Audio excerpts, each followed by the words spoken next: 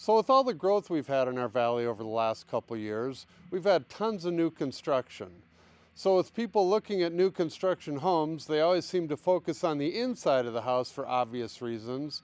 But in this video, I'm going to show you the things you need to think about and look at on the outside of the house.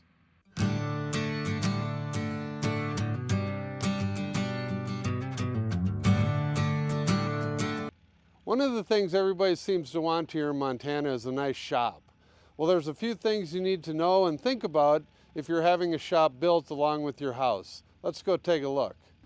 So the first thing you want to look at on a shop is the door height and any kind of toys you may have that you want to get in here. You want to make sure that they will fit in your shop, and you can obviously request this at the beginning, but a lot of this new construction, the shop is already done.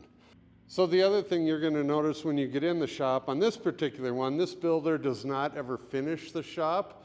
And the reason why is because everybody seems to want to customize their shop, and he and other builders would be happy to do that. But people want, the workbench on one side or the welder on one side or the other. So he leaves it pretty standard at the end here, and then you can have him come back in and customize it, or you can do it yourself. The other thing you're going to want to check into is if you ever wanted a bathroom out here, if that is going to be possible. This particular builder, there is a bathroom tied in, or there's a sewer line tied into the septic. It goes right out to the septic system over here that I'll show you later, but it gives you the option to have a bathroom in here later. And the other thing you need to look at as well, he has a gas line stubbed out of the house right here. So if you want to run gas to the shop and put a gas heater in here or anything else you want gas for, you can do that. But these are all things you want to think about when you're looking at shops or finishing up a shop. And the last thing that you can decide on this particular one is the type of insulation, how much insulation, and how you want it finished off. All right, so I climbed all the way up this mountain to give you a better view of Montana. So the least you can do is subscribe to our channel. And when you do, don't forget to hit the little bell, and you'll be notified every time we make a new video about Montana. The other thing to keep in mind with new construction is the yard, especially if the home was built during the winter. Clearly they can't do any landscaping or anything at that point. So once you get to spring, you're going to want to know what to look for. Let's take a look around this yard and I'll show you what I'm talking about. So once we get out here to the yard, there's all kinds of things to keep in mind.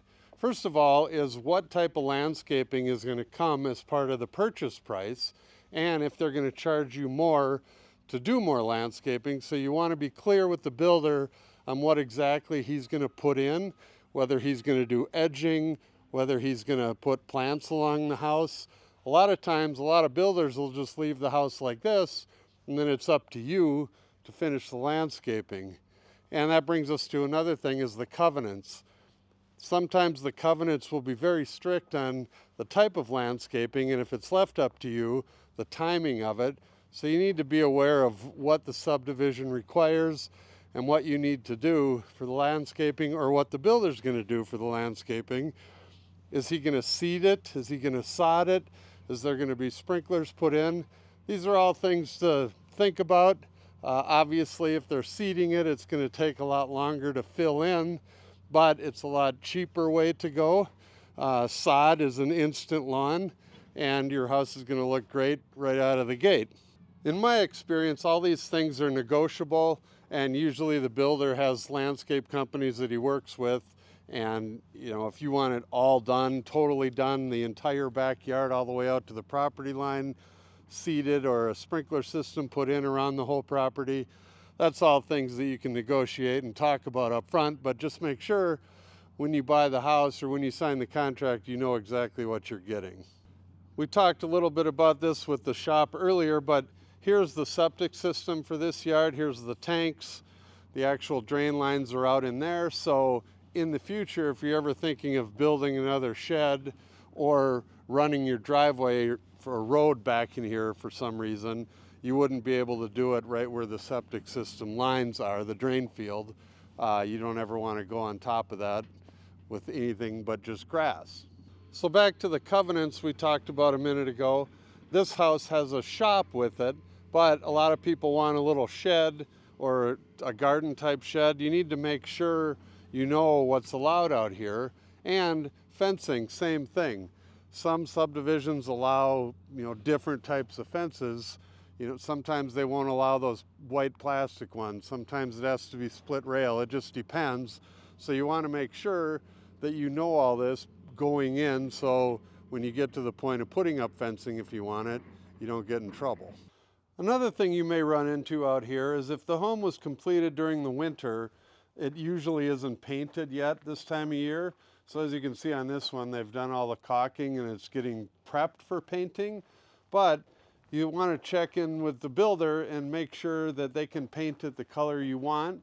Or sometimes the covenants have rules in the different subdivisions and they have standard colors that they approve of, and so you may not be able to have it painted the way you want. So just another thing to keep in mind if the house hasn't been painted yet.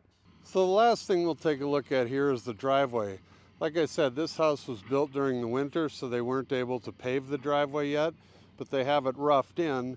But one of the things you want to keep in mind is, back to your toys, if you are going to have enough room to park an RV, or if that's even allowed, or if you want kind of a turnaround, if you have room for that, these are things you obviously want to get with the builder before they pave it, because it's a lot easier to do it up front when everything's going in the first time than come back and add to it later. So if you'd like more information on this new construction home or any of the other ones around our valley, let us know and we'll send you all the details. Thank you for watching our video. Please call, text, or email for more information, and don't forget to watch our other videos about Montana.